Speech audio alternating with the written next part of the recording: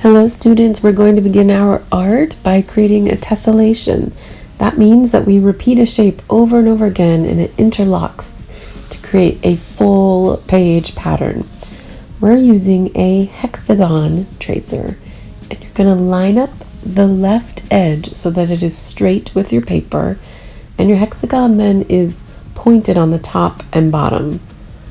Carefully and lightly trace with a pencil. I'm going to speed this up so you can see how I'm leaning the tip of the pencil right along the edge, making sure everything is nice and straight, and then repeating my hexagon many times so that it creates a pattern, kind of like a honeycomb, or many other structures in nature are hexagonal like this. Before I trace each time, I get an overhead look and make sure that it's piecing together nice and neatly.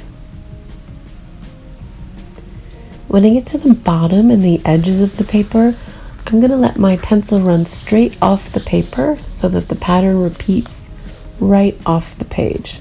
Now take a look. I am using the hexagon to put the point in between my earlier hexagons, and I'm letting the straight edge come down to the point of earlier hexagons, so that inside of each hexagon are 3 parallelograms.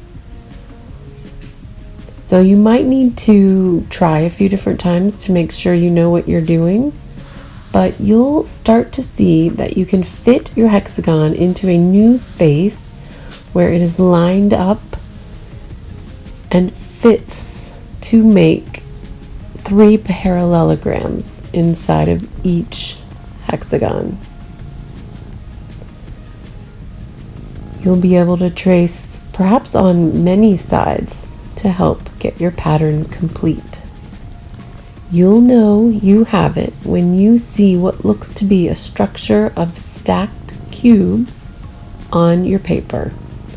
This is all you have to worry about today, doing a nice, neat job of creating your stack of cubes.